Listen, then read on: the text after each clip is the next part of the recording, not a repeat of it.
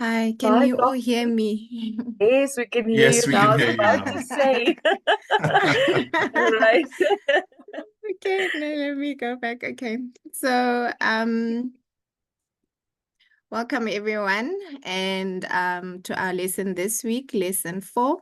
Our voyage is taking us on the exploration of clinical data, clinical endpoints and outcomes. So you can hear me, everyone has confirmed that. Please note that the meeting is being recorded. As you all know by now, these recordings are then uploaded onto the Moodle platform. For today, please remain mute. Switch your videos off. Helen, I see your video is on. Moropian H, please switch off your for the duration of the lesson unless you are requested to switch it on. Type any questions in the chat. We would like to encourage you to interact and ask questions during the lessons. Today we have our first lesson, well, our first time presentation of this lesson in this course, the toxicology or preclinical safety data lesson, and this will be presented by John. Following that, we will have clinical data, clinical outcomes, clinical endpoints and outcomes, and this will be presented by Pumla. And then we will have a bio break for 5 minutes. We will then go into our breakout sessions, and then we will have our report back and moderation. And then we will close the lesson for this week. So first up, we have John Woodland. You would have seen him in some of the previous lessons where we had our first in human study. And John is going to be presenting the lesson on toxicology and preclinical safety data. If you had a chance to look at his bio, you would have seen that he's a research fellow at the Drug Discovery and Development Center at UCT. And he is conducting research in chemical biology and medicinal chemistry of malaria and tuberculosis drug discovery. Over to you, John. Thanks so much, Ntombi. And hi, everyone. It's very, very good to be back. So I thought we'd prime you for the talks to come. There we go. Warm your brains up. So going to ask if you can participate in 2 poll questions quickly. And the first one should have popped up for you. Just to set the scene for this short talk, why are preclinical safety studies important? Is it to ensure safety of the compound before it advances to clinical trials?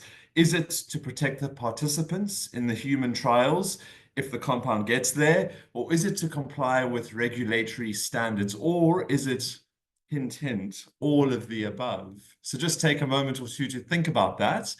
And it's very good to see that, well, the results are appearing in real time on my screen anyway.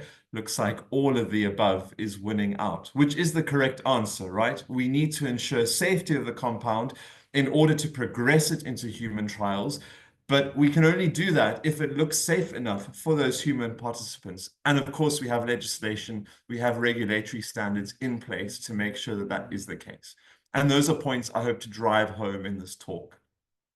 And then one more quick poll question.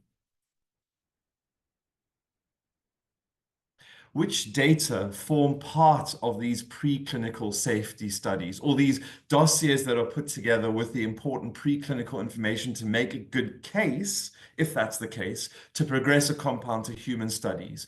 Are those cell-based in vitro studies? Those could be cytotoxicity or cardiotoxicity studies. Are those the in vivo animal-based studies, perhaps using small mammals like mice or rats to start to get an idea of how the pharmacokinetics in a human will be? Or do we use ADME studies, absorption, distribution, metabolism, excretion studies, or once again, a combination of all the above? Remember, these data packages need to be very comprehensive and very, very thorough before we can even think about introducing a compound into human subjects. And well done, very good. I see 4/5 of you say all of the above. It's a combination of in vitro and in vivo and extensive ADME profiling that all come together. So thanks for participating in these 2 polls. I hope that kind of warms you up for the presentation to come. So I'm just going to share my slides quickly. which you'll have access to. There's quite a bit of information on these slides. So if you do feel it's going a bit quickly, you do have copies of these slides. Otherwise, please just pop the question in the chat. I must acknowledge Professor Bernd Rosenkrantz, who's in the room, who provided the scaffolding for most of these slides that I've plundered and adapted, and also my colleague Unati, who also did a great job in really extracting the essence of these slides to now give us a bit of a whirlwind, a whistle-stop tour through the preclinical safety and toxicology studies that we use in drug development when we think we have developed a compound that may go all the way to human trials. And of course, that's the big goal for people like me here at UCT, especially in the fields of malaria and TB. Can we develop new medicines that can satisfy all these preclinical safety studies in order to go to clinical trials? So just a reminder of the drug discovery value chain. We spoke about this briefly 2 weeks ago when I last was in this room. We start off with many tens of thousands of compounds, what we might call hits, that we screen. And then we find a few compounds that look promising, and medicinal chemists and all kinds of other drug discovery scientists will optimize those compounds to make them suitable for in vivo testing, what we might at that stage call a preclinical candidate. And if we can show with all those preclinical assays and experiments that there is promise for these compounds, they might then be declared clinical candidates, compounds that can go into clinical development. And if you're very, very lucky, you might make it all the way to a new medicine, to registration, where you then have a new drug that goes onto the market. But as you know, this is an extremely risky process. There's absolutely no guarantee of success. The project could fail at any point. It's very, very expensive, as you can see there. You know, depending on which papers you read, could be the order of billions of dollars to bring a new molecule from bench to bedside. And it's time consuming. It takes a long time, 10 years at an absolute minimum. And if you need a reminder of any of this material, there are videos on the Moodle. There's the second lesson to look back on. So what we're going to be talking about today are these preclinical safety studies that, as you can see, really occupies just a thin slice here of this development value chain and pipeline. And why are they important? And as many of you correctly observed, it's to ensure safety of this compound in order to justify advancing it to human clinical trials. And we need to do those safety studies not only to comply with regulatory standards, but also to protect the participants. I was interested when preparing this talk just to do a little bit of reading around what has caused the withdrawal of drugs, of products that have made it onto the market because of adverse drug reactions. And it's interesting to see that hepatotoxicity or liver toxicity is the most commonly reported adverse drug reaction that's led to withdrawal, followed by immune-related reactions, cardiotoxicity, neurotoxicity. Just a reminder that this is really life and death that we're talking about. Deaths were associated with withdrawals in over 100 of these cases. And what I thought was particularly interesting in our context here in Africa were these two statements, that actually only a small portion of these drugs were actually withdrawn worldwide. Many of them were only withdrawn in a single country. And that makes one wonder why there's kind of a discrepancy and why maybe, you know, if one country withdraws a drug, others feel that it is acceptable maybe to start using it. And that's also where the subjectivity of this all comes in, where we're really evaluating risk, and what might seem a reasonable risk for one person or one organization might seem unreasonable for another. But importantly, withdrawal, these authors observed, was significantly less likely in Africa compared to other countries. So really, these findings beg the question of, could these adverse reactions have been picked up sooner? And so what systems and tools do we have in place to make sure that we are really doing our due diligence to, at the end of the day, protect the health and the safety of our human patients and participants? So many of you are much more familiar than I am with some of these regulations, the legislation that's been put in place over the last few decades, really just to make sure that we are doing things in a consistent and rational way. But it really all comes down to evaluating hazard versus risk. And I love this analogy of Bern's. I don't know about you, I feel quite confident looking at a shark across a pane of glass in an aquarium, but I'd feel extremely uncomfortable about encountering that shark in the open water. And in that case, of course, the shark is posing much more of a risk. So it's all about identifying potential hazards, evaluating the risk associated with those hazards, and then communicating that, whether that's to the public or in these preclinical safety dossiers that then need to go to the regulatory agencies. And the FDA reminds us that although medicinal products are required to be safe, and of course that's a word we use a lot in this context, I think we all appreciate that safety does not mean zero risk. A safe product is one that has only reasonable risks, given then the magnitude of the benefits expected and the alternatives available. And of course, that's also where the subjectivity might come in.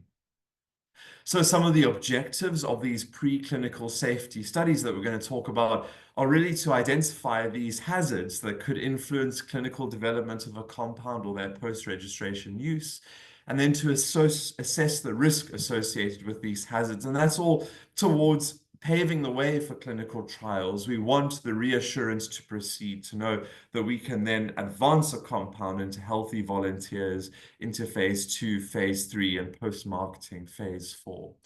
So what are some of the outcomes of these preclinical studies? Well, they might be to drop the compound. They might be to, as we say in drug discovery, kill a project. Or maybe we need to do more studies, or maybe we can proceed with caution based on the findings. And of course, as a compound goes into later and later development, we might need to identify parameters that require special monitoring in clinical studies, or even the kinds of studies that can't be done during the usual phase 1, phase 2, phase 3 genotoxicity, say, that we can really only get a handle on much later in the process. So these types of safety studies will, as many of you correctly identified, be not only in vitro studies, especially where it's difficult maybe to find a suitable animal model for a particular effect one is looking for. But of course, animal models are very important, especially in the context of toxicity evaluation and understanding what the kind of upper bound of a safety margin might be for a compound. But we also take into account all these other ADME studies, these ADME data, to better understand the pharmacokinetics of a compound, and importantly, thinking about how drug concentrations change over time and what these implications are for toxicity and for safety. The EMA reminds us that it's really important before any kind of human exposure to really look at the assessment of the effects of compounds on vital functions.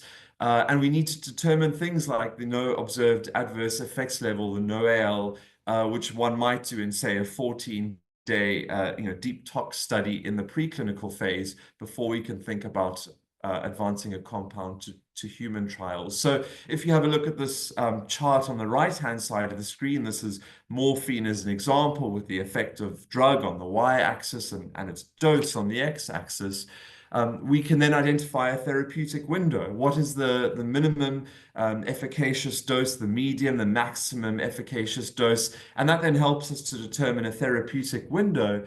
And that's then contrasted with what's the minimum or the median lethal dose associated with the compound. And then if we assign to those EC50s, LD50s, 50% lethal dose concentrations, or EC50s, we can then define a therapeutic index, which gives us this margin of safety between dose and toxicity. And of course, as always, a larger margin is better and means a lower risk associated with that compound.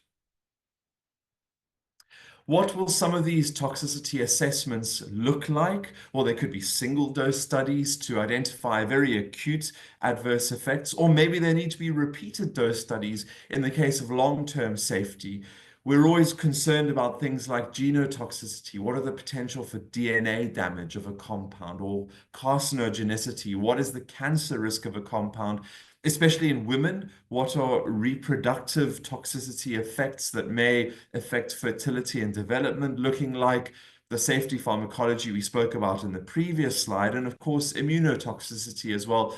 Let's not forget many of our patients that we're working with are often sick, so they already have compromised immune systems. The purpose then of these kinds of toxicology and safety programs are to try and identify the whole spectrum of possible adverse characteristics of a compound, to detect as many of these effects as possible and their relationship to dose, time, route of administration, whether that's intravenous or oral or intramuscular. And importantly, what is the occurrence of these effects in different species, and can we draw a correlation or extrapolation to human? And so depending on when in the course of development we are, whether that's in candidate selection or actually in clinical trials, these tests and assays will very much differ, whether it's more, if you like, basic screening assays, or the more kind of specialized studies one will see towards the later part of clinical development of a compound. And of course, it's a very collaborative process. One needs data from lots of sources, the involvement of lots of different specialists in order to bring together this data package and to really make it, compelling and of good quality. And hopefully, once we've brought together all these data, we'll have an idea of the margins of safety for human testing.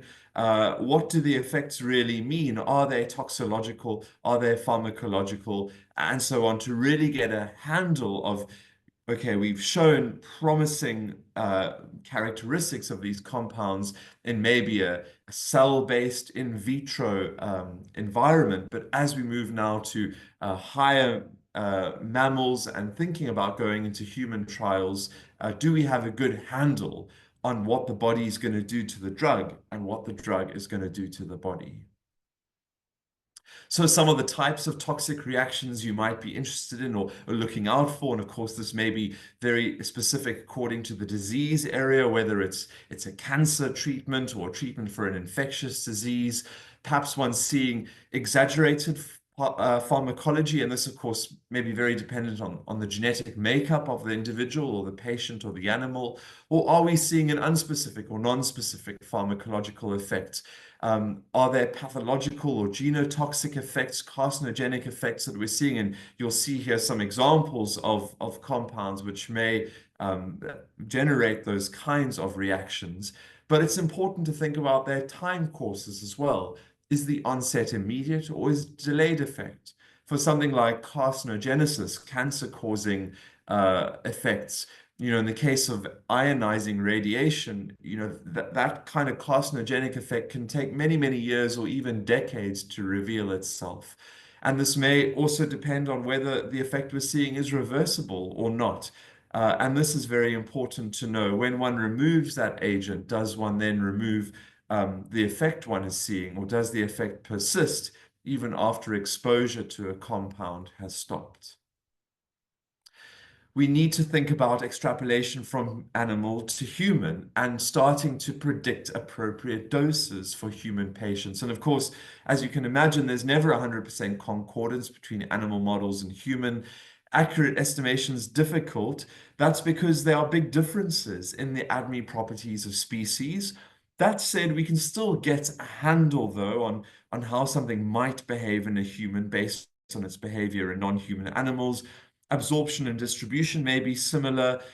Even elimination, one can predict differences, perhaps, although organ blood flow in, let's say, smaller species like mice and rats will be very different from humans. Extraction may be similar, but importantly, metabolism is quite different, can be quite unpredictable when scaling from a small animal model into a human. So, for example, rats have no gallbladders or show substantial sexual dimorphism. In other words, males and females are going to express their metabolizing enzymes very different from one another. Dogs maybe cannot acetylate compounds in the way that humans can. Cats maybe not be able to perform metabolic glucuronidation as readily as humans, for example. So maybe it's more important to think about pharmacokinetics, things like plasma concentrations, which will be more informative than dose. And there's this fantastic example Bernd mentioned in his slides, phenylbutazone. The pharmacologically active plasma level is achieved with only a 5 milligram per kilogram dose in man, but one needs almost 100-fold dose in rabbit to achieve the same plasma level. And so that just really drives home how species differences can be very significant. And also, when one is using animals, I see your face, and Tombi, I'm going to race through the last few slides quickly. The number of subjects are, healthy, homogeneous in the case of our animal models genetically, and yet in humans, variable nutrition, variable state of health, and so on mean that once again, it's not a clear extrapolation. So we need to think carefully about risk. Hint, hint, we're going to chat about this in the breakout rooms. What is the relevance of the effects that we're seeing, their seriousness, their severity, the margins that we're seeing between animals and humans?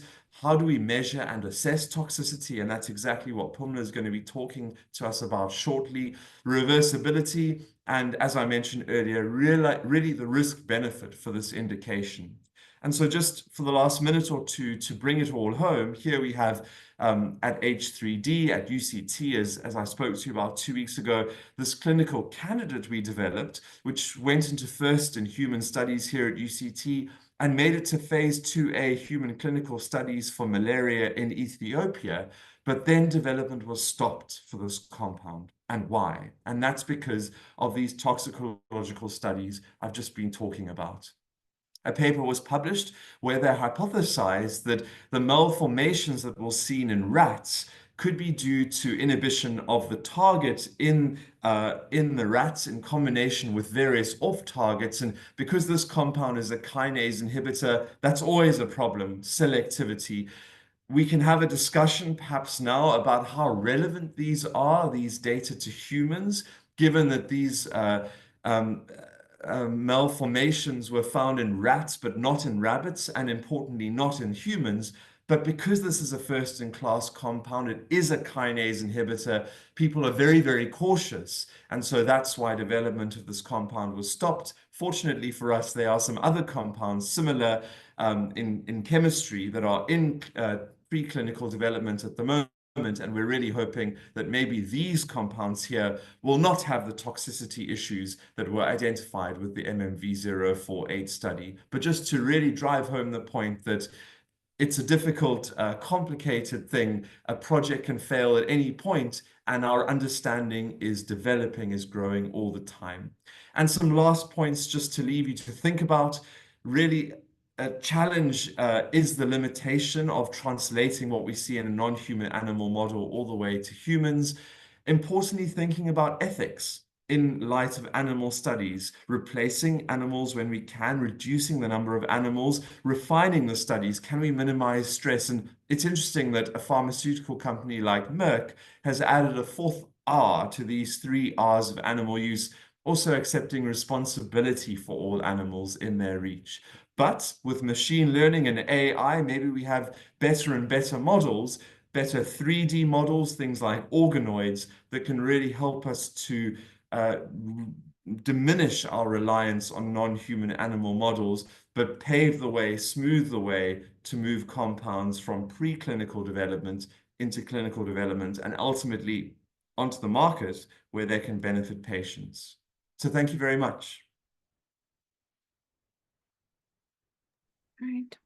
Thank you. Thank you very much, John, for that informative intro into preclinical safety. I know we can't cover all of that, the requirements in preclinical safety with just this lesson, but it was a very great intro in terms of what the objectives are with preclinical safety data and the types of outcomes that you could get out of that.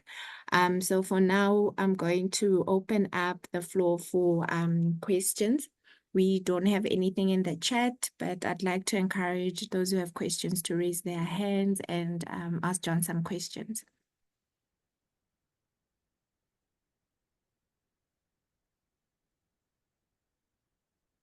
Sure. And then Thanks, there was Tombi, silence. for that. Everyone That's is okay. overwhelmed. Everyone's overwhelmed formulating questions. Tombi, Yes, I was Eric. waiting for them. So John does a very good presentation. I just have a little, at what time do you have to look out for transporters? So cellular transporters. I'm transporters, I'm talking of the MAT 1 and 2 UGT. Right, are these you're talking about sort of proteins that could maybe shuttle molecules in and out of cells? Yeah, the that effect kind of of your thing. candidate drug on transport, Yeah. we start with metabolism, yes. Absolutely, thank you. Yeah, so that will depend, I think, on, as always, I guess on the particular project and maybe whether you expect transport effects from any of carriers or transporters that may be expected with those kinds of molecules.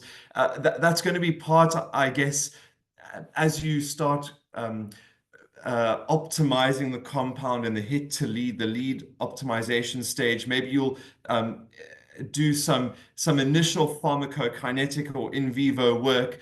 And maybe if you start to get, let's say, unexpected results or data that don't quite correlate, maybe you'd hypothesize transporters could be involved in that process, and then you could do more detailed studies in order to maybe elucidate whether that's really the case. So I think it depends on, chemically the nature of the compounds you're working on, whether those are amenable to transport. Of course, they are, as you mentioned, the typical transporters that you might expect. But yes, those will very much be part of the very late sort of discovery stages into preclinical development as well. Anyone else is welcome to weigh in if they can give a little more insight. In my own experience, I've not been part of a project that's managed to go kind of all the way into the kind of the preclinical development where one may actively interrogate those kinds of things. I think there is a discussion also now in the chat about preclinical ADME versus clinical ADME. I think it is a staggered approach. So both on the transporters as well as then the metabolic enzymes involved. And then usually with the enzymes, you start with looking if there is oxidative metabolism involved. If not, then you don't have to look very much further. If that is the case, then you go into the different cytochrome P450 isoenzymes. It may be like we discussed at the last session about biologicals. Then one knows that there's no point now in looking into P450s because they're not involved. So for some products, you know what to look at.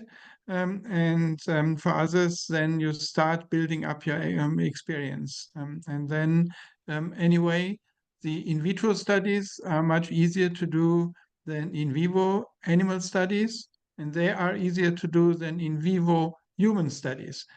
So once, again, you build up the experience, and if you have no concern about or no suggestion that any of these metabolism or transporter systems are involved, then you don't need to do so much for the on the in vivo side in humans. And otherwise, then you open your can of worms, and then you have to do all sorts of things. Thank you, Thanks, Bernd. Very Bernd. nice answer. I'd like to take one more hand from Nyambayo, and then ask that you take the chat questions on the chat, John. Nyambayo. Okay, hello, and thank you very much for that excellent presentation. So I'm just wondering to say, since we are also learning about the biologicals, biosimilars, for instance, for that elephant trial where the phase 1 participants then ended up in intensive care unit because of hypersensitivity reaction, something really went wrong. For biologicals, then in terms of the toxicology studies and things, how do you pick those sort of hypersensitivity, potential hypersensitivity reactions? Thank you. Thanks, Nyambayo. Is perhaps someone with a bit more clinical experience able to weigh in here?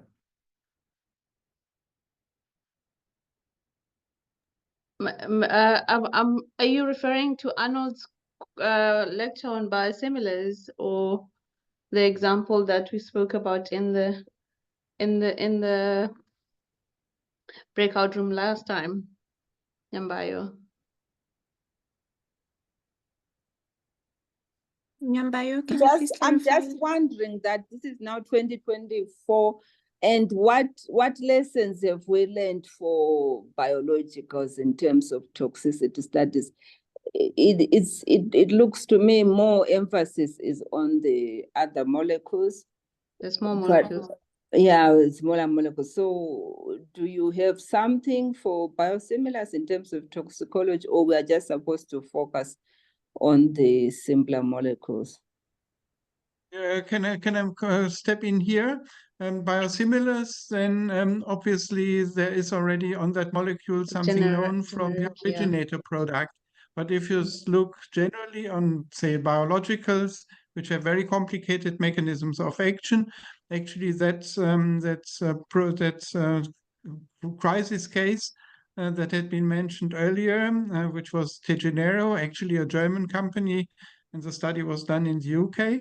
There the issue was actually that the toxicology studies were not predictive for the outcomes. So there was a standard toxicology being done, and the outcome of that was the result was twofold. Number one, there's a new guideline which is called MABEL, minimum accepted biological effect level. So that's what the acronym MABEL means. And so there is a specific guideline on how to extrapolate data from preclinical studies, preclinical safety studies, to the first in human studies. And the second, specifically in the UK, was that there's a requirement now for doctors, clinical investigators involved in these types of studies, that they have to get pass a certain course, diploma course, to learn more about this. So this, and Arnold, do you want to comment a bit more on these issues? We can't hear you, Prof. Walter. Arnold, we can't hear you.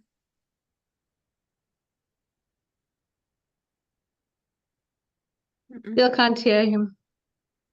We are not officially muted, but Okay. Arnold. Okay, that's fine. So thank you, John. I'd like to close your lesson for now, and please take the questions in the chat.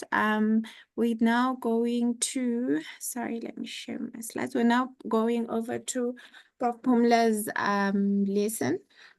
You also have seen her in our first in human study lesson, and Prof. Pumla is an associate professor, and she's a consultant clinical pharmacologist as well as an associate professor of medicine in the division of clinical pharmacology at the University of Cape Town. Please go ahead, Prof. Pumla. Great. Can you hear me and see my slides? Yes, we can, and we can see your slides. Great. So today we're talking about clinical data, looking at clinical endpoints and patient-reported outcomes. So the objectives is really at the end of this lesson, you should have a better understanding of what clinical endpoints are, what biomarkers are, when it's appropriate to use surrogate endpoints or composite endpoints. And lastly, we're going to talk about patient-reported outcomes. We'll talk more about it, but it's kind of self-explanatory.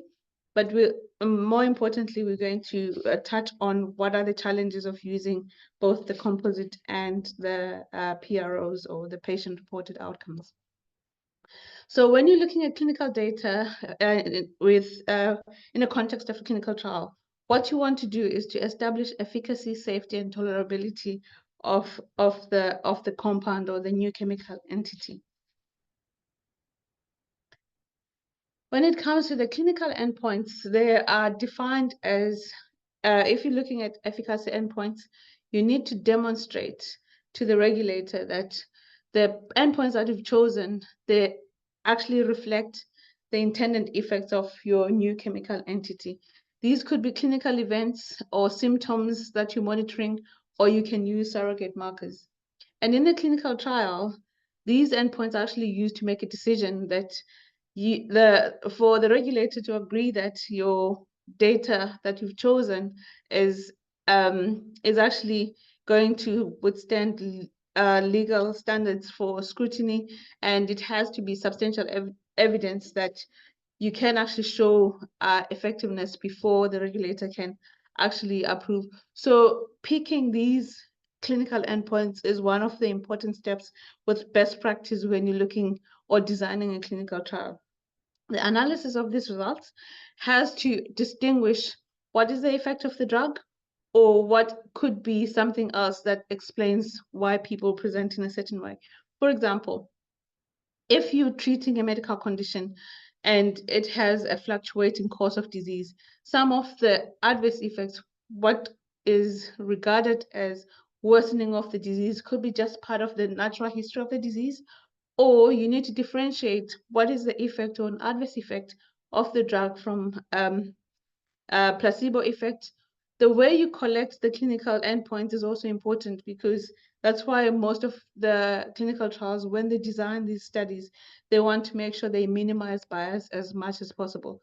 So if there are bias observations, they're going to skew the data in a certain way, one way or the other, whether they actually exaggerate the efficacy or they actually exaggerate the adverse effects or toxicity of the new compound. So it's important that when you're looking at clinical endpoints, you must be very critical.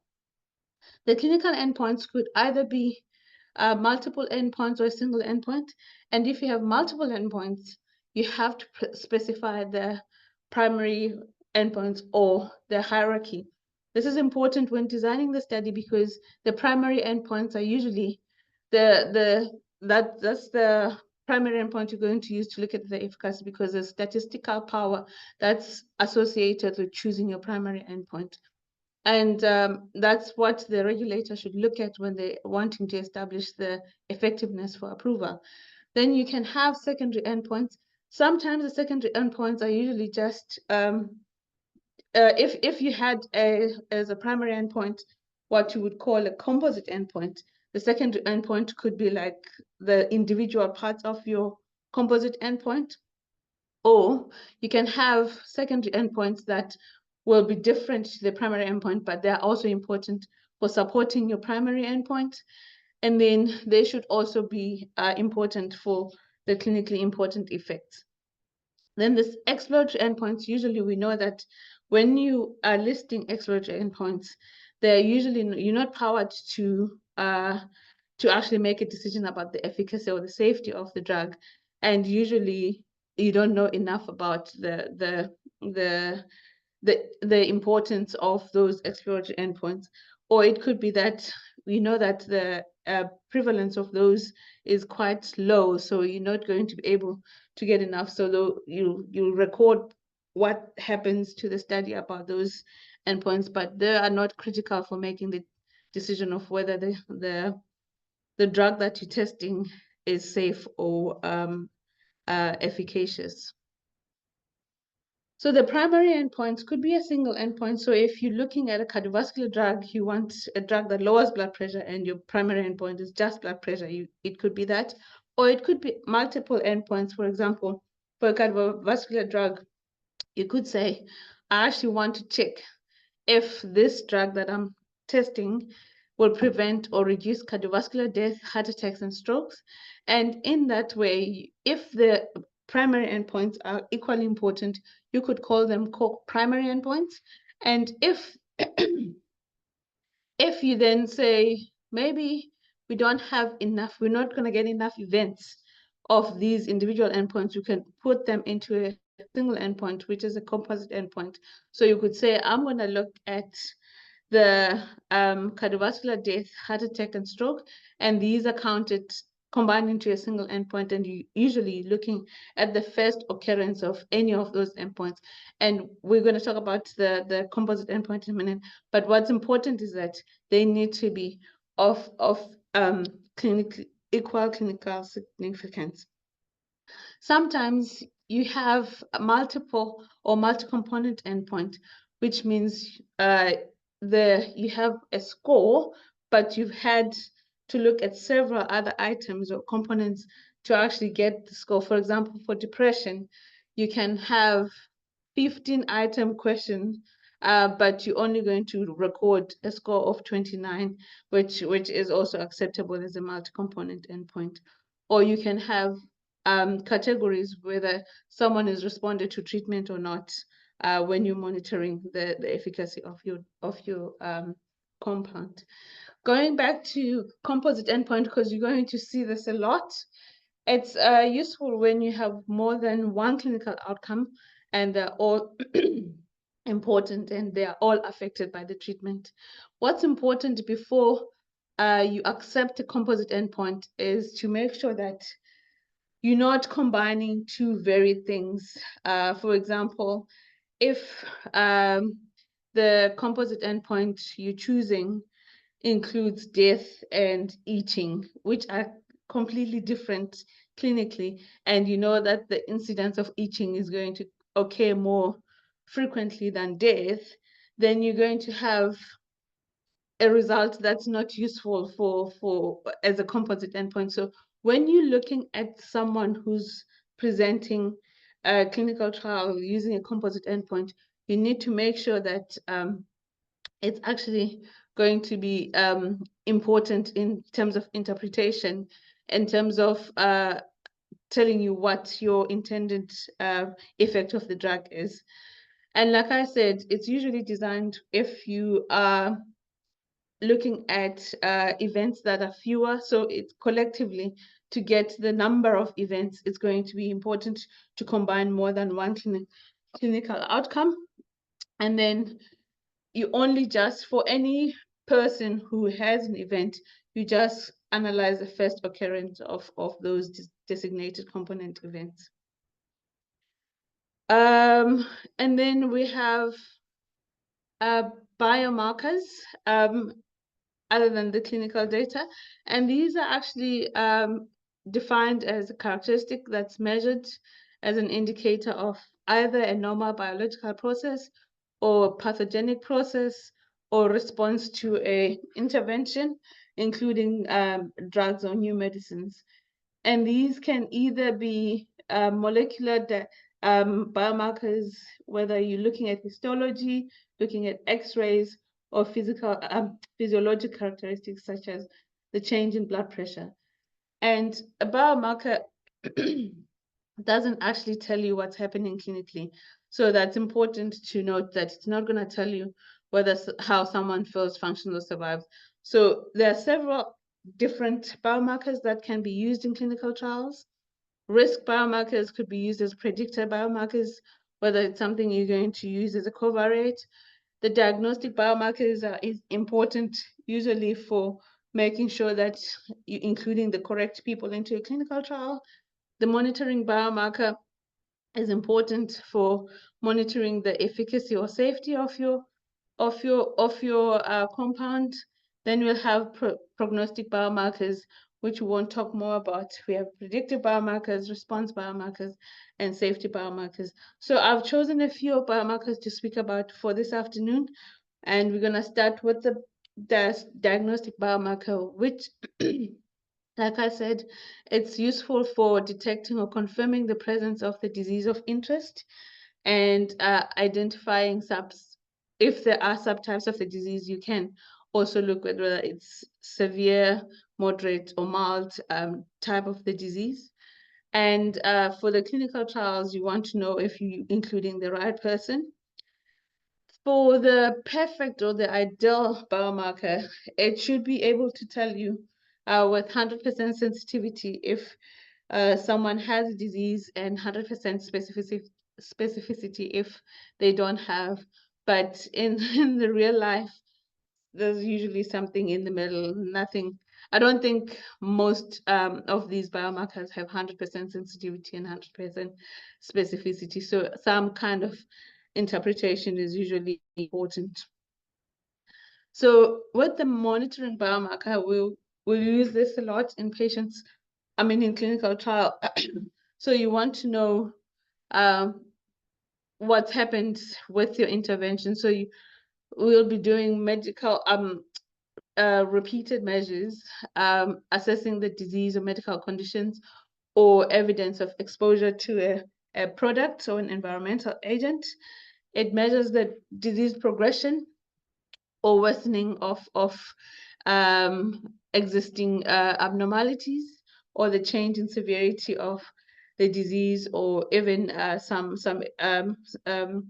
I'm gonna say blood test or biochemical abnormalities. It can also measure a response of a disease, and you could say it's getting better or it's unfavorable. And then with these biomarkers, because they're done repeatedly, you actually need to know if there is.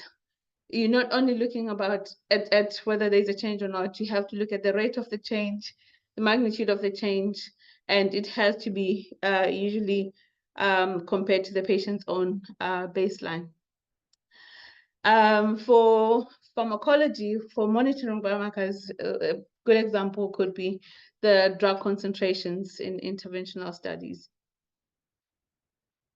And then the response biomarker, it's used to show the biological response, and usually you want to know whether it's beneficial or harmful.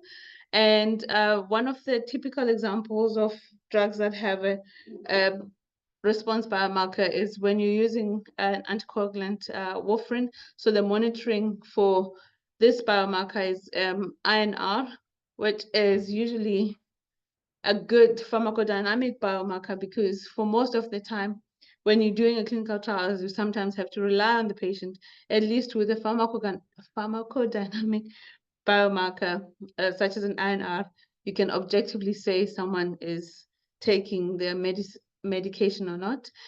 And then with other examples, for patients with cardiac failure, you can look at the ejection fraction.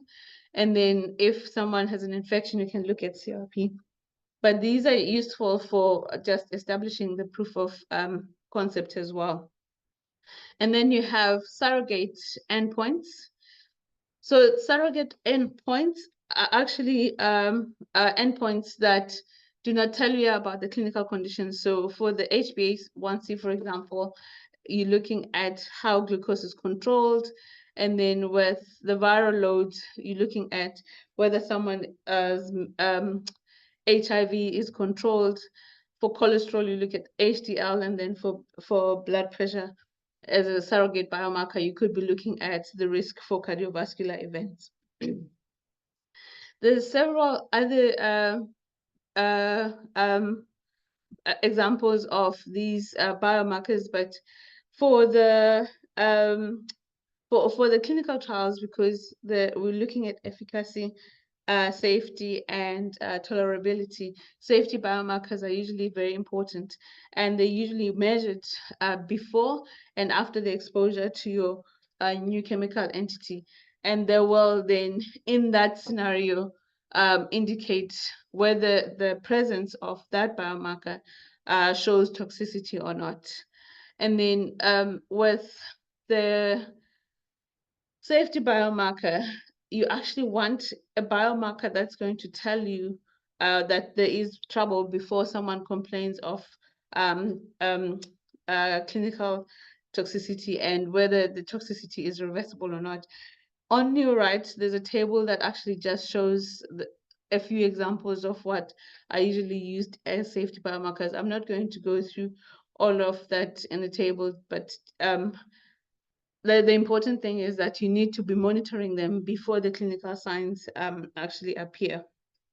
And if you then withdraw the drug, then they should be reversible, or if the toxicity is peaked early enough, it should be a biomarker that's will enable you to prevent irreversible damage.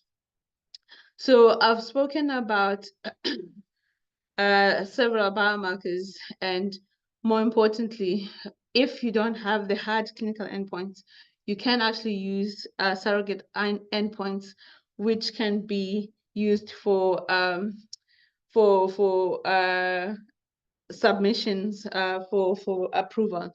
And FDA has a specific criteria that they will look at for a validated biomarker or surrogate endpoint, and it's just going to read the definition. They say it's supported by clear mechanistic rationale and clinical data providing strong evidence that if an effect on the surrogate endpoint will predict a specific clinical benefit. So it's well established that if you reduce your HbA1c in patients who are diabetic, the clinical benefit will be a decrease in microvascular complications of diabetes. So even though you may be testing in a anti-diabetic medication that's new, and you don't have enough events that are looking at the events of microvascular, just looking at the HbA1c could be a reason why you could say to the regulator, look at this new compound, the HbA1c was reduced by 1% or whatever percentage is defined as a surrogate biomarker, which means that it's likely to reduce the microvascular events. It's with HIV, it's well established that the viral load would be the surrogate endpoint. And then for cardiovascular, just as another example, the blood pressure is usually used as a surrogate endpoint as well. So this, I think John mentioned one of the examples from the MMV study. And this is also one of the examples for often monitoring that we used in the MMV study. So we had, as one of the stopping rules for the first-in-men study, looking at hepatic dysfunction. And one of the, so the stopping rules were clear that you can either have one or more volunteers displaying liver function tests that are compatible with Housekeeping, so increasing in the AST or ALT more than three times upper limit of normal, or the total bilirubin 2 times upper limit of normal, where no other reason can be found. So you're thinking that the reason someone is having liver dysfunction or drug-induced liver injury is because of your new compound. So they will, in the protocol for the MMV study, that was one of the stopping rules. The second one was looking at drug concentrations. So I mentioned last time that we were supposed to test the dosing from 5 milligrams to 475 milligrams, but at the end we only could test the up to 120 milligrams of the MMV compound. And the reason why we had to stop at 120 was because the predicted AUC was going to be exceeded if we used a dose above the 120 milligrams in the first-in-man study. So we would have met this stopping rule, which was the reason why we stopped at 120. And then I said I'll talk about the patient-reported outcomes. So patient-reported outcomes, it's what the patient tells you. And it's usually, like I said, the patient could tell you about how they feel, how the medication has affected their functionality, but it may not correlate well with what you can find clinically. So like it says, it actually is what the patient will tell you. It could be doing a questionnaire that's asking about the disability from the disease, or asking about the adverse effects of the disease. Typically, patients can actually fill out the questionnaires themselves, but if they don't know how to, then it actually can be filled out by somebody else, whether it's a caregiver or the doctor. But what's important for you to be able to use the patient-reported outcomes, they need to be validated and reliable for that population. So you can't necessarily take a questionnaire from America and use it in Khayelitsha. It might actually not be valid at all, and it may not be useful information that you're going to gather. So they measure the health status. So someone can say, since I've had this new asthma medication, I can walk up the stairs without getting out of breath. Or they could actually ask about health-related quality of life. These are used commonly as they could be secondary endpoints instead of the main outcome of a clinical trial. But more importantly, they ask about the impact on other aspects of life other than whether someone is better or not. They ask about well-being, so someone could be interrogating them about level of anxiety or depression, whether they're feeling well about themselves. And then in most of the clinical trials, they'll also ask about patient satisfaction. But it's important to note that it doesn't necessarily talk about the efficacy and the safety of the medicine. And these cannot be standalone outcomes for reporting into the clinical trials. And lastly, if you want to know about functionality, they'll also ask about the activities of daily living of the patient. They sometimes can be designed to be generic, for example, the health-related quality of life questionnaire, or they could be disease-specific. For example, for rheumatoid arthritis, they will ask about the functionality of the joints specifically. They're not suitable for everybody. So in young kids, patients who can't do questionnaires themselves, or critically ill patients, or those with cognitive impairment, they can't answer the questions that you want them to do. So you can use clinician reports or caregiver reported measures as alternative.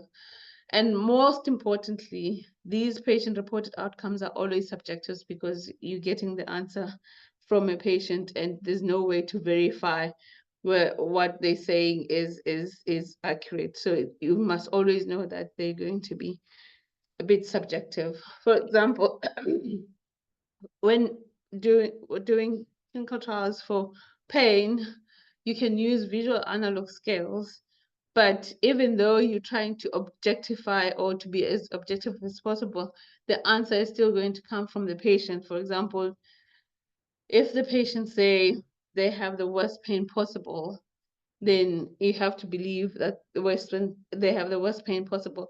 But when you're using a tool like a pain rating scale, you can try and objectify and say from 0 to 10, the 10 being the worst pain possible, where do you think your pain is?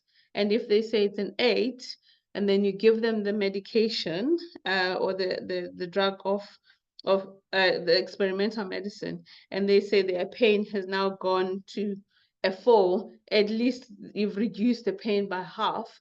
But it's still, although it's less subjective than saying it's there or not there, it's still a subjective measure because you still have to rely on the patient.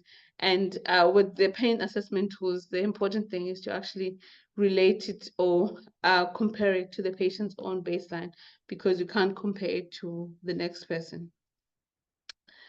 Right, so for these outcomes, it's important to select the appropriate one. And they can either be unidimensional, as in you're looking at just assessing pain, or you're looking at something that's multidimensional, so the health-related quality of life questionnaire. It's important that you choose a valid and reliable patient-reported outcome. And usually that means that it's the content of what you're asking is easy to evaluate. You can't be making it too complicated. And it's applicable for looking at clinical decision-making, or you can actually use it as secondary outcomes or secondary endpoints in clinical trials as a qualitative measure of the outcome of your clinical trial. Yeah, so the other thing that's important is that it's difficult to interpret because the actual score and the change in score may be challenging, but the other thing is that they may not be related. So patient satisfaction may just because they got better, they might still complain that they were not satisfied. So there's no correlation with the clinical outcomes that can be more accurately measured and are less subjective. Right, just to conclude, I don't know how I'm doing with time. For looking at endpoints, you're actually wanting to measure the efficacy and safety and tolerability of your drug, and the endpoints are usually designed to reflect the intended effects of your drug. And it's important to use validated endpoints so that they are able to compare your results of your clinical trials to other similar clinical trials as well. So you can't just choose what you want to measure as a primary outcome. If you're doing a clinical trial on new antiretrovirals, you have to measure a viral load, and you have to say you're going to use a cutoff of less than 50 copies per ml, because that's the validated endpoint for looking at the antiretroviral efficacy. And then the choice of endpoints could be primary, co-primary, or secondary or exploratory. The composite endpoints, they increase statistical power because you're combining multiple events at once, but you actually need to be sure that you're combining components where it makes sense to be combined, that they have the same clinical importance. And then the patient-reported outcomes, they are always going to be subjective, and they measure things outside of, they don't necessarily measure, they don't necessarily correlate with the clinical outcomes. I think Ntombi's also showed her face, which means I've run out of time. So I'll take questions from now on. Thank you. Okay, thanks, Pumla. We're going to take a question from the chat. Nyambayo asks, what critical studies have to be conducted to determine the correct biomarker? Example, for monoclonal antibodies for HIV prevention studies. What critical studies have to be conducted? Maybe you can speak to this, Nyambayo, because I'm trying to understand what is your question exactly.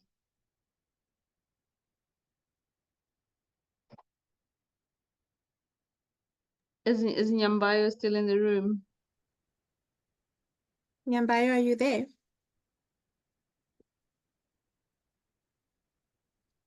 Okay, perhaps because she's muted, perhaps she missed the question.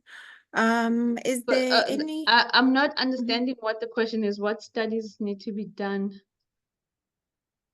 Do you understand what the question is asking? No, I'm in a Woodland. Nyambayo? Okay, I'll call you later. Hello, good afternoon. Hello, sorry, can you hear me? Yes. Yes. Okay, sorry. So the concept of biomarkers and surrogate markers, thank you very much for that really comprehensive presentation. So I understand that when you are talking about this straightforward molecules and straightforward diseases. So I have come across a scenario where for HIV prevention study, this is a new molecule. And they are trying to design your phase 2 to 3 study. Then at phase 1, they are talking about then including maybe it's a surrogate marker or maybe a biomarker, where they want to then see if it will assist them to quickly determine the effectiveness of the monoclonal antibodies, specifically to a monoclonal antibody, this question. So my question is, so then how do you even know that they are using the correct biomarker or surrogate marker? It's a complex product and everything. So I really struggled with that concept for HIV prevention studies for monoclonal antibodies. Thank you. So for most of the HIV prevention studies, the primary outcome is usually looking at who gets infected, so who seroconverts. as the primary outcome to check if the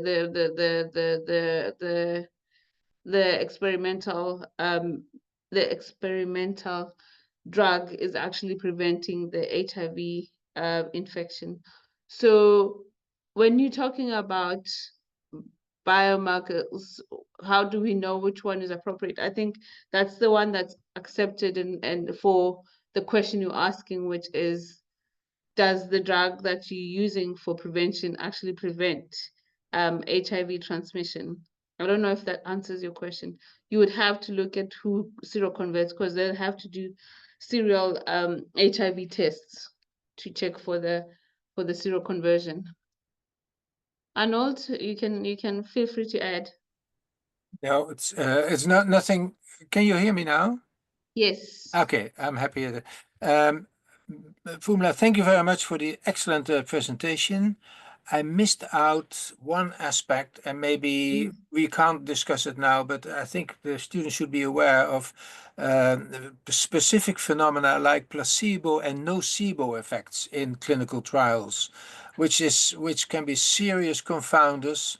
Not so much what you're talking about HIV studies, but in particular when there are neurological diseases of mental diseases or pain, it's literally a pain in the neck sometimes. Yeah, I think I just mentioned it briefly in the definition when I was mentioning that if you are looking at the endpoints, they need to be able to differentiate the disease. When you're analyzing your results, you need to be able to distinguish the effect of the drug from other influences, such as the change in the course of disease, the placebo effect, or the biased observations that introduce bias into your study and skew your results. Okay, thank you. Thank you. Thank you, Pumla. So there was another question about the composite endpoint and patient-reported outcomes.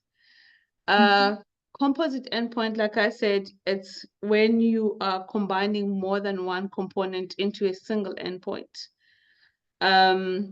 So I gave an example for cardiovascular drugs. They will look at the combination of cardiovascular death, heart attacks, and stroke into a single endpoint. And with that, for it to be a composite a good composite endpoint, those three things are all affected by the cardiovascular drugs usually, and they are all have important clinical they all have equal important clinical importance. That's what I was trying to say. And then when they looking at the events, to count the events, they usually will just look at the first occurrence of any of those three in all the individuals. So patients don't necessarily have to have all three. Whichever occurs first in that individual, it will be counted as the event. The patient-reported outcomes is usually, if you're using, you can have, it's not the same. I don't think they actually fall in the same category at all. Patient-reported outcomes, it just means that your endpoints are coming from the patient. It doesn't have to correlate with the clinical outcomes at all. I don't know if that answers your question. No, I can't see who was asking it. Thanks, Pumla. So sorry for cutting you short. I wish we had more time. I'd like to. Oh, sorry, Bent had already answered it. Sorry, I didn't see that. Yeah. Hi, Pumla. Okay. Hello. Can you hear me? Yes, I can hear you. Okay, sorry for that. Sorry to cut you short. There's so many questions and very little time. I'd like to request that we take a bio break for 5 minutes, and then when we return, we'll go to the breakout sessions. So it's 16:10. We'll return at 16:15. 5 minutes, and then we'll have breakout sessions for 15 minutes. Thank you.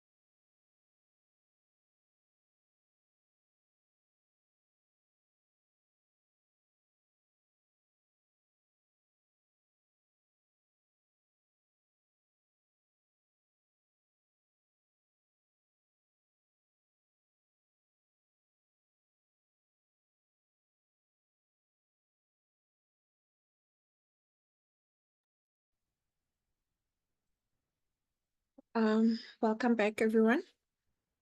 So next up, we'll be going out into your breakout rooms. Groups 1, 3, 5, and 7.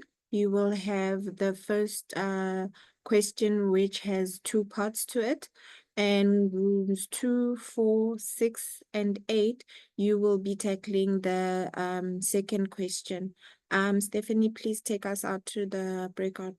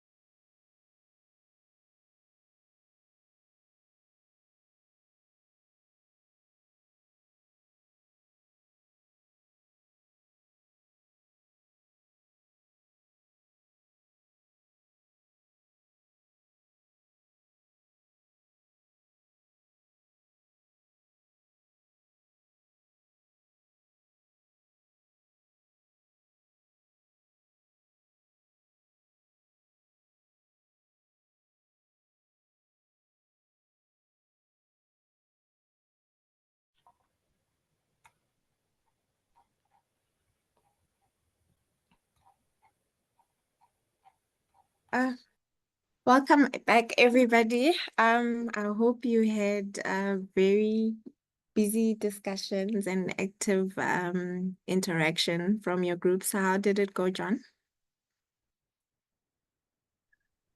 Well, we had a very wide-ranging discussion because I guess the questions were pretty open-ended. So we spoke a lot about, well, firstly, there was no one in our group that had direct kind of professional experience with preclinical safety data dossiers or packages, but we did have quite an interesting discussion about why we use the animal models we do, and the pros and cons of the various in vivo animal tests. So what we can learn from mice and rabbits, dogs, even chimps. And really, it's valuable to have, if possible, an extensive data package from lots of different species, because each species also has its own idiosyncrasies. And with the data one generates from preclinical tests in each species, one can build a fuller picture of what may ultimately be going on in the human patient. So I'd say that was one of the highlights from our group's discussions. I wonder if they were similar or different in the other groups. I think I've saved Duduzile the needing to report back for us, unless there's anything I didn't mention that you'd like to pick up on. No. Peter, how was your group discussion? Well, I'm pleased to say that we have a rapporteur for our group number 7. Mm-hmm. Okay. So our rapporteur would like to make some comments. Yeah, so we'll start with the report back. So we'll start with question 1 report back. Groups 1, 3, 5, and 7. Can we have group 1 first, please? Room 1, rapporteur. I think that's Duduzile, wasn't That's that what you're Duduzile, but referring to? yeah, exactly. Okay. All right, we'll sorry. skip. You want to report to do quickly for us? Oh, sorry. Apologies. I wasn't sure of the group number, but as John had said, I think he said a lot of what we had discussed in the group. No one in our group had an experience with a preclinical safety data dossier. So basically, he was just reporting back on the questions that were asked during discussion. So I think he said a mouthful. So yeah. All right. Saved by John to do. Room 3. Room 3, please. Yes, okay, thank you. So for us, not a lot of us had the experience, but we had a case where there was an application for bedaquiline, and the preclinical study showed an increase in liver enzymes, specifically AST and ALT, but in the dossier, there was no specific reason for the increase in these enzymes. So the authority, FDA, had to tell the applicants to study better the mechanism of action and establish it. And when that was done, they realized that there was a redox reaction that was causing the increase in the liver enzyme. So that's what we had to share for our group. Thank you so much. Thank you. Group 5. Thanks, Ntombi. For group 5, we were fortunate that we had a professional experience in the group that did assess some preclinical safety data dossiers. What they mentioned was that it had to comply with general regulatory standards, and we found that they do conduct due diligence before moving over into humans. However, one did mention that for some toxicology studies, they don't always conduct the due diligence beforehand. And in terms of what stood out for them and which preclinical safety data they thought is most important, we couldn't identify a single set of data that they felt was most important during the preclinical studies. But some of them that we identified were your pharmacokinetic studies, pharmacodynamic studies, your toxicology studies, acute, chronic, etc. Your ADME studies is important, immunogenicity testing is important, as well as your in vitro cell-based assay studies to find out whether or not there is relevance in the data and whether or not it is significant. and how relevant it is to humans, and whether or not it elicits any effect that is irreversible. Also at this stage to assess what kind of biomarkers will be used, and at the end of it all, just to find out, is there significant evidence to move on to humans? Yeah. Thank That's you. it. Can we have room 7? Oh, thank you, Ntombi. In our group, with regards to the first question, question A, have you ever had any had experience with preclinical safety dossier? The response is that 2 of us had and 1 did not. And then our experience was purely based on review and compilation of the one review, one compilation of the dossier to be submitted for regulatory review. And then what stood out for us with regards to the preclinical safety data and what we think about it is that what stood out for us was the information when the information when they were looking for the heat, and then the heat then developed to a lead product. And then when that lead product has been identified, and then the process will move on into preclinical stages, and then on an animal-based studies when they will be conducted. So also also the information that is being that was gathered during the animal studies, which included information like your reproductive information, hepatotoxicity information, nephrotoxicity information, and so on, being given there, and also your pharmacokinetics and your pharmacodynamics information that will have been included, that will have been gathered during a preclinical. So what also stood out for us is that we also discussed that it is also economical to save some of our animals.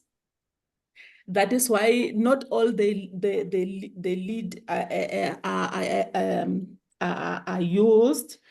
So that is why when the study has when that preferred lead is identified, is the only one that will be used on animal studies, because otherwise we need to economically use our animals. So basically that is what our group discussed. Thank you. Thank you. That's a wrap in terms of the first question, John. Very Would nice. you Just like want to, close it yeah, up? just want to compliment all the groups. Fantastic. These were deliberately open-ended questions just to get you to think and engage with the data, but also to think about the bigger picture questions. Things like, is it appropriate to be using animal models?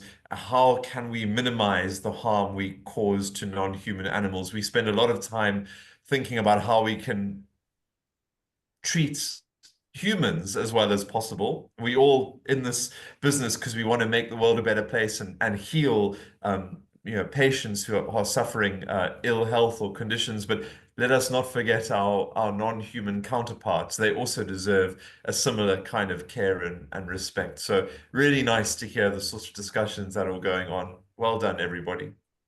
Okay. So before we move to our next question, I know you have to leave early, John. Thank you for coming through. And we look forward to seeing you again next year. Great pleasure. Thank you so much, Ntombi. All the best, everyone, with your careers and endeavors. I'm sure our paths will cross again. Thank you so much. Thank you. And then we are moving on to the next question. May we please have room 2? So our rapporteur was Emmanuel, I think. Emmanuel, you're up. Yes. Sorry, the Emmanuel from Kenya, Group 2. And we discussed, the question was discussed an example for a biomarker or a surrogate endpoint. If possible, from a given submission package have been informed, which all candidate counted this clinical endpoint plan submission. From a group, nobody had the experience, so we tackled it academically or theoretically, and we looked at the biomarker. It's a measurable indicator of a biological state or condition, and we looked at what a biomarker should have, the character of a biomarker in order that it can be acceptable for regulation.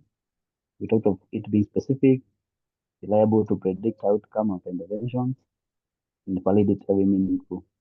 And we gave examples of segregated hemoglobin for diabetes mellitus, LDL, and HDL for cardiovascular events, viral load in HIV, blood pressure for cardiovascular, the uric acid in gout. Then we talked about a validated surrogate marker, and we said the marker that has been tested is proven to predict the clinical outcome, and that was the revision from FDA. And then we also looked at safety biomarkers and gave examples like liver enzymes. That's all that we discussed in group 2. Thank you. Thank you. Thank you, Emmanuel. May we please have a report back from room 4? Good day, everyone. From group 4, we were so lucky to have someone from clinical trials, and she just mentioned that they started reviewing. So she mentioned that they were reviewing a drug for hypercholesterolemia, and they used low density lipoprotein as their surrogate endpoint. And from that, we discussed that the reason why they used the LDL as a surrogate endpoint, it's the fact that LDL it's used as modifying risk modifying risk factor for cardiovascular disease. Yes, that are caused by hypocholesterolemia. So that's the reason why it was used as a surrogate endpoint, and also it's a valid it's a valid biomarker, yes, for hypercholesterolemia. And also we discussed the reason why you would use a surrogate endpoint, and we gave a reason that for the case of LDL and hypercholesterolemia, you would want to use a surrogate endpoint because it would take long for the medicine to actually show effectiveness if we were to prove that it's effective for hypercholesterolemia. But with the case of LDL, it could lower the years for you to prove the effectiveness of the drug that you're trying to test. Thank you. Thank you. And last but not least, room 8. Hi, yes, in room 8, room 8, we were 4 ladies, and 2 are actually from the side of the applicant, Adcock Ingram and then Roche, and then the one who is actually from the regulator could only type because she's currently in another meeting. So I'll hand over to Vuyelwa as our rapporteur. Thank you, Frida. Thank you, Frida. So as mentioned, that one from the applicant, so our approach is from both ends, the applicant perspective as well as the regulator's perspective. And from the applicant, we looking at the test-centric, which one of the indications there was that it needs to show tumors which have a PD-L1 expression of less than 50% tumor cells. So that is regarded then, therefore, as the biomarker for this indication. There is quite a number of indications on this, but we just selected this particular one. It's for when Tecentriq is taken on its own as a monotherapy in the first-line treatment of non-small cell lung cancer. So the PD-L1 expression of less than 50% is the biomarker. And the second one is from the regulator's perspective, wherein a submission for a statin group product was submitted, and when it was for checking the cholesterol levels. So the reduction in cholesterol will serve then as a surrogate endpoint here to predict the long-term cardiovascular outcome, which then tells you if the statin really, it does serve the purpose. Thank you. That's all from our side. Thank you. Prof. Pumla, would you like to make any comments on the discussions? You're muted. We have also a report from Group 6, I believe. Oh, did I skip group 6 or not? Yeah, I'm sorry. I thought so. You moved late, yes. Yes. Yes, I was My like, did I miss that? And Group we have six, and we please. have a rapporteur. Okay, group 6, please. Robert, it's you. Yes, sir. I'm Robert Rutaisire. I'm a reporter of the group number 6. So the question that we discussed, we looked at it into 2 different questions that we can ask ourselves. So the first one is the role that these biomarkers or endpoints, surrogate endpoints, can play in submission, and also whether they can help us to decide whether a study continues or stops. So for the first one, we looked at the example of hemoglobin A1C, which is a biomarker or a surrogate endpoint that can be looked at when dealing with the drugs that are supposed to lower blood glucose, for example, in diabetic patients. So the role of it, we say that it's going to be supportive role because it has to be together with other endpoints together so that we can be able to make a decision whether the submission is accepted or is rejected. So for the question whether the surrogate biomarker, surrogate endpoints or biomarkers can be used to continue, to allow the study to continue or to stop, we say that yes, they can inform to stop the study because they allow us to predict a damage in major organs before even it happens. Thank you. Thank you. Robert, you forgot, I think, one point that we discussed, and that is whether a biomarker or a surrogate endpoint can play a decisive role in approving a drug or not. Can you come back to that, please? That was not a specific question the way it's phrased here on the screen, but well, the question then, of course, if you use these things, how critical are they in approving a drug, and do they play a decisive role? And we have been discussing that, Robert. Is that that's right? Yes. Yes, we discussed about that, and we say that yes, they can be considered, but also in combination with other endpoints together, because they can't play their role in isolated. So they are informative, but maybe not decisive in the end. Yes. Thank you very much, Robert. Thanks, Prof. Walter. Prof. Pumla?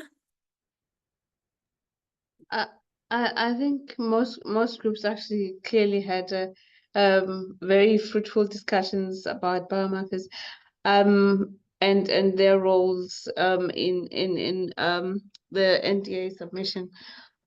I don't have a lot to add. I don't know if other faculty members would like to chime in so that we can close the discussions. The slides are quite that I had have a lot of text in it, so if people can just go back and read some of the definitions for the biomarkers, that would be useful if they haven't had the time to go through that. There was a question in the chat about how biomarkers are validated. I've posted the qualification program from the FDA for qualifying a biomarker, and biomarkers could have different statuses according to whether they're validated or they are unvalidated biomarkers. But for you to submit for efficacy, it has to be a validated biomarker. Okay, I'll just hand over back to you and see if anybody else wanted to add something before you close as a chairperson. Okay. Is there anything else from the other faculty members that they would like to add? Maybe add one additional point that I also briefly mentioned in the group, and that is that takes the example of antidiabetics, where HbA1c is a very good and very good qualified endpoint or surrogate. The issue with this class of drugs often is then safety, and then you have cardiovascular safety issues, and there, of course, that topic is not addressed by HbA1c. And that means you still have to do long-term studies to show the cardiovascular safety, even if you may not need an additional study to look at these consequences of diabetes and like renal impairment, stroke, and whatever. So that is, I think, a point that one also needs to consider. So you address one point, but maybe not everything that needs to be looked at in a regulatory submission. Yeah, and I think now sticking with the example of antidiabetics, most of them now have a composite endpoint MACE, and they look at death, cardiovascular death, and now I can't remember what the full MACE stands for. MIs, I think, and strokes. And then if someone has only just looked at HbA1c, it's difficult to compare the HbA1c with a clinical trial that's looked at also the clinical endpoints. So it's important to actually look what is being done and what's acceptable, and it changes with time. Arnold? Yeah, the one thing I would like to add here is that at crossroad of phase 2, phase 3 trials, where you are going to optimize the dose for a drug, people are looking for what they call PK/PD markers. So the combination of pharmacokinetics, so and the pharmacodynamic effects of the drug, and that is in the regulatory field at the moment and kind of an endless discussion, because then finding the right pharmacodynamic parameters that can be coupled to blood plasma concentration, etc. It's very difficult to have there a definitive answer, and that's why the question that Eric was asking, well, how to validate these pharmacodynamic markers, it's a topic that many conferences are being spent on at the moment. So you have to be aware that the answer is not really clear. Yeah. That's all I want to say. I also think there was a question about healthy volunteers and the biomarkers. It's important to remember again, for healthy volunteers, at least in the phase 1 studies, you're not looking at efficacy. Mostly you're going to be looking at safety, PK, and tolerability. So not looking at efficacy biomarkers at all, just looking at the safety. There can be exceptions, no? Like, for example, with vaccine studies, and then you look at antibody So prevention formation. studies are different. It is then different. So each compound is then needs to be looked at on its own. Yeah. Okay, thank you. Thank you to the faculty members and Prof. Pumla, thank you for coming through again. I'm happy that we actually had time for this discussion, even post the moderation. It was very interesting, and we look forward to seeing you again next year. Yeah. Okay, thank you. So next up, I'd like to for us to look at the course timeline. So we are currently now on lesson 4. We've now completed lesson 4. And this is our timeline from now until December, where we will break. You will be receiving 1 week per lesson, so please try and engage with the Moodle platform. Your group work that you will be assigned, you will see there's a group work tab on the Moodle platform. It spans over many weeks, so it's an ongoing group project. So you must also try and meet as a group. You've been assigned groups. If you're not sure, go onto the Moodle platform. Under the group work, you will see in what group you belong. So we will release the next lessons content each Friday as we all progress together. And what we are also going to be doing is that in the next week, you will get your individual progress report, and this will show you how much activity you've been doing on the Moodle platform. So that's why we're asking you to engage with the platform. We'd like you to engage on the platform, read the references, watch the video recordings prior to the lesson so that you can interact, but also ask those clarity-seeking questions during the lessons. So next week, you'll be receiving that individual report. And we will also be engaging those individuals who have not been interacting with the platform to find out why that is. And if you need to disengage, then you will be requested to do that.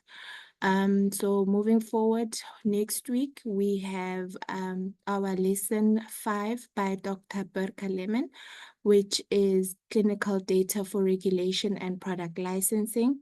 Tomorrow, the lessons will be available on the Moodle platform. Please start engaging with the lessons. And that's it for this week's lesson. Please log on to the Moodle and write your questions in the week 4 forum. And we look forward to seeing you next week. Thank you, panel members and lesson leaders, and thank you everybody for coming through. Bye. Thank you, Ntombi. Bye. Bye. Goodbye, everyone. Bye. Thank you. Bye, everyone. Thank you. Bye. Thank you. Bye.